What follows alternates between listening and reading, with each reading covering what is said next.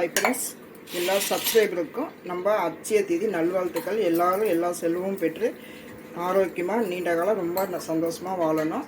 இன்றைக்கி நம்ம சேனலில் நான் ஒரு கேரட் வச்சு ஒரு பிரிணி பாயசம் தான் பண்ண போகிறேன். இது சாப்பிட்றது ரொம்ப நல்லாயிருக்கும், ரொம்ப டேஸ்ட்டாகவும் இருக்கும்.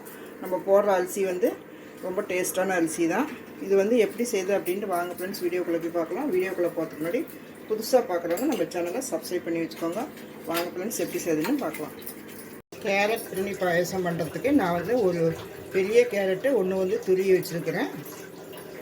இது கூட ஒரு டம்ளர் ஒரு 100 கிராம் சின்ன டம்ளரில் 100 கிராம் பாஸ்மதி அரிசி ஒரு அரை மணி நேரத்துக்கு முன்னாடி நான் ஊற வச்சுக்கிறேன். இப்போ எப்படி செய்யுதுன்ட்டு பார்க்கலாம். இப்போ அடுப்பத்தை வச்சு ஒரு கடாயை வச்சுருக்கிறேன். அதில் ஒரு 2 ஸ்பூன் நெய் ஊற்றிக்கலாம்.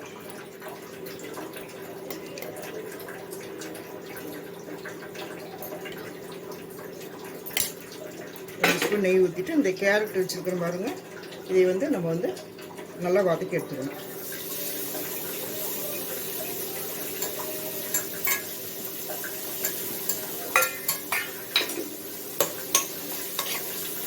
இப்போ நல்லா வதக்கி விடுங்க. கொஞ்சம் அந்த ஈரப்பதம் போகிற வரைக்கும் வதக்கினா போதும். இப்போ இந்த கேரட் நல்லா வதங்கிடுச்சு, அந்த ஈரப்பதம்லாம் போயிடுச்சு. இப்போ இது நான் ஒரு பால் ஊற்றணும். ஒரு 2 டம்ளர் பால் ஊற்றிக்கிறேன். இது சின்ன டீ குடிக்கிற டம்ளர் தான். இந்த பாலில் இது நல்லா வேகணும். இது காய்ச்சி ஆற வச்ச பால் தான், ஆற வைக்கல, அது சூடாகவே தான் இருக்குது. இப்போ தான் காய்ச்சினேன். இந்த பால்லையே இது நல்லா வேகட்டும் கேரட்டு. அதுக்குள்ளார நம்ம இந்த அரிசி ஊற வச்சோம்ல, இதை நல்லா குறகுறப்பாக நான் அரைச்சிட்டு வந்துடுறேன். இது இந்த கேரட் வேகத்துக்குள்ளார அதை அரைச்சி வரணும். இப்போ பாருங்கள், கேரட் நல்லா வெந்துட்டு இருக்குது. இதுலேயே இந்த ஊற வச்ச அரிசியை நான் அரைச்சிருக்கிறேன். இது நல்லா குறகுறப்பாக அரைச்சிக்கோங்க. தெரியுதா? குறகுறப்பாக தெரியுதா உங்களுக்கு? இந்த மாதிரி குறகுறப்பாக அரைச்சிக்கணும். இதிலே கொஞ்சம் மிக்சியை கழுவி நம்ம தண்ணியை ஊற்றிக்கலாம். இப்போ பாருங்கள், நான் மிக்சியை கழுவி தண்ணி ஊற்றுறேன். நீங்கள் பால் கூட ஊற்றிக்கோங்க. கெட்டியாக இருந்துச்சுன்னா இந்த மாதிரி கெட்டியாக இருக்கும், பால் ஊற்றிக்கோங்க. ஒரு விஸ்கு வச்சு இப்படி கலந்து விட்டிங்கனாக்கா எல்லாமே உடஞ்சிரும்.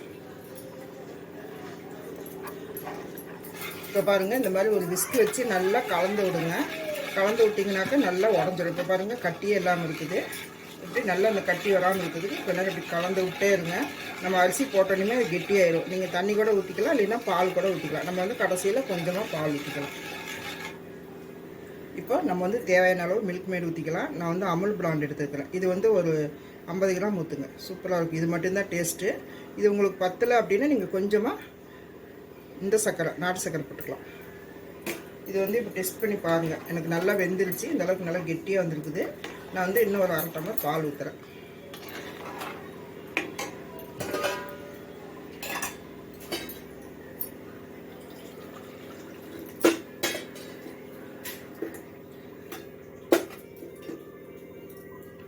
இது கூட நான் இன்னொரு 1/2 டம்ளர் பால் ஊற்றிக்கிறேன். இது நல்லா கொதிக்கிட்டோம். இதுக்கப்புறம் நம்ம நெய் ஊற்றி திராட்சை, முந்திரி, ஏலக்காய் இதெல்லாம் போடணும். நெய்யில் திராட்சை வளரிட்டே இருக்கும். வசதி என்னமோ டென்ஷனாக இருக்குது.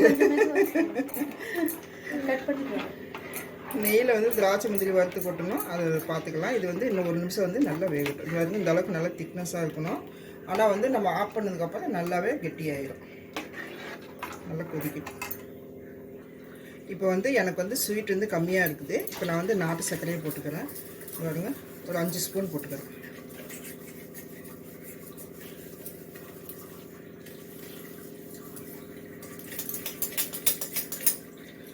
போட்டு நல்லா கிளறி விடுங்க. உங்களுக்கு எவ்வளோ இனிப்பு வேணுமோ அந்த அளவுக்கு நீங்கள் போட்டுக்கோங்க. நல்லா கலந்து விடுங்க. இது நல்லா கரையிட்டோம். சர்க்கரையெல்லாம் நல்லா கரைஞ்சிருச்சு. இப்போ இதை ஆஃப் பண்ணிவிட்டு நம்ம திராட்சை, முந்திரி வறுத்து கொட்டலாம். அவ்வளோதான். இது செய்ய ஒரு 10 நிமிஷம் தான் ஃப்ரெண்ட்ஸ் ஆகுது. இது கூட நீங்கள் ஒரே ஒரு பொருள் மட்டும் செய்யுங்க. ரொம்ப சூப்பராக, ரொம்ப நல்லாயிருக்கு. நான் சாமிக்கு வைக்கிறதுக்காக தான் செய்கிறேன். அதனால் கொஞ்சமாக பச்சைக்கல் போகிறோம். புளியோண்டு நீங்கள் எந்த ஸ்வீட் சாமிக்கு நைவேத்தியம் பண்ணாலும் ஒரே ஒரு பிஞ்சு கூட இல்லை, பிஞ்சுலேயும் பாதி பச்சைக்கல் போட்டு செஞ்சீங்கன்னு வச்சுக்கோங்க. வெளியே நிற்கிற லட்சுமி கூட வீட்டுக்குள்ள உட்காந்துப்பாங்க. லட்சுமி தாயார் சூப்பராக இருக்கும். நீங்கள் வேணால் ட்ரை பண்ணி பாருங்கள். இது பாருங்க, இவ்வளோ தான் நான் போடுறேன்.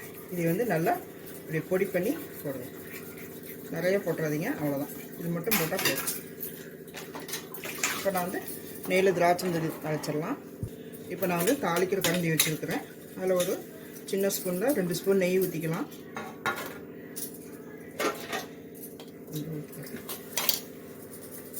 இதில் இது வந்து நம்ம விருப்பம்தான், எவ்வளோ வேணால் போடுங்க. இது வந்து நம்ம நிறையா பிடிக்கணும், நிறையா போட்டுக்கலாம். அந்த அளவுக்கு போடுறேன். இதுலேயே கொஞ்சமாக திராட்சை,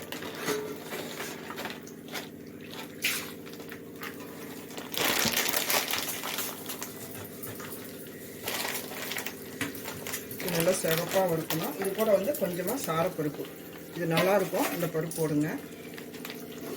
இந்த பிரிணி பாயாசம்னாலே வந்து சாரப்பருப்பு தான் மெயின். இதில் கொஞ்சம் ஒரு டேபிள் ஸ்பூன் போட்டுக்கோங்க.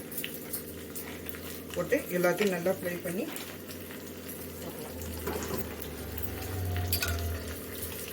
இப்போ அந்த பாயாசத்தில் நான் வந்து 1 ஸ்பூன் ஏலக்காய் தூள் போடுறேன். இது வெறும் ஏலக்காய் தூள் தான்.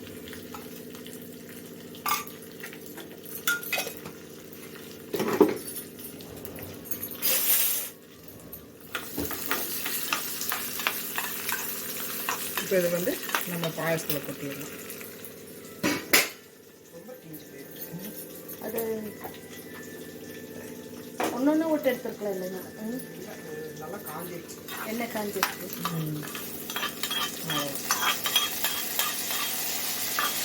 அவ்வளோதான் சார். அருமையான ஒரு பிரிணி பாயாசம் ரெடி பண்ணிட்டோம். நீங்களே இதேமாதிரி செஞ்சு பாருங்கள்.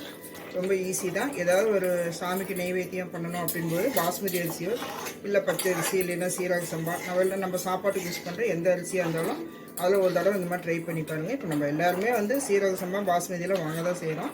அப்போது கொஞ்சமாக போட்டிங்கன்னா போதும், சூப்பராக ரெடி பண்ணிடலாம். நல்லா வாசனை, கம நெய் வாசனை, பாஸ்மதி வாசனை, இந்த அரிசியோட ஸ்மெல்லு சூப்பராக பியூட்டிஃபுல்லாக கமன்னு இருக்குது. நீங்களும் இதேமாரி செஞ்சு பாருங்கள். அவ்வளோதான் ஃப்ரெண்ட்ஸ், அருமையான ஒரு கேரட் வச்சு ஒரு பிரிணி பாயாசம் ரெடி பண்ணிட்டோம். நீங்களே இதே மாதிரி செஞ்சு பாருங்கள். உங்களுக்கு ஆளுங்க கம்மியாக இருந்தால் அந்த ஊற வைக்கிற அரிசியை மட்டும் கம்மி பண்ணிக்கோங்க. நான் வந்து ஒரு 100 கிராம் போட்டிருக்கோம். நாங்கள் வந்து ஒரு 10 பேர் குடிப்போம் இந்த பாயாசம், ஆளுக்கு ஒரு டம்ளர்ன்ட்டு. அதனால் நான் வந்து 100 கிராம் போட்டிருக்கேன்.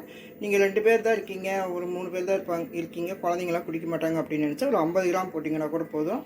ஆளுக்கு ஒரு 2 கிளாஸாக நம்ம குடிச்சிக்கலாம். இந்த வீடியோ பிடிச்சிருந்தா லைக் பண்ணுங்கள், ஷேர் பண்ணுங்கள், கமெண்ட் பண்ணுங்கள். சப்ஸ்கிரைப் பண்ணிவிட்டு அப்படியே பக்கத்தில் இருக்கிற பெல் பட்டனை ஆன் பண்ண மறந்துடாதீங்க. அதுக்கு முன்னாடி நம்ம செய்கிற சமையல் நல்லா இருக்கணும் அப்படின்னு நினச்சிங்கன்னா கொஞ்சம் லவ்வோட அன்போடு சமைங்க. நீங்கள் செய்கிற சமையல் எல்லாமே சூப்பராக வரும். மீண்டும் அடுத்த ஒரு நல்ல வீடியோவில் சந்திப்போம். நன்றி, வணக்கம்.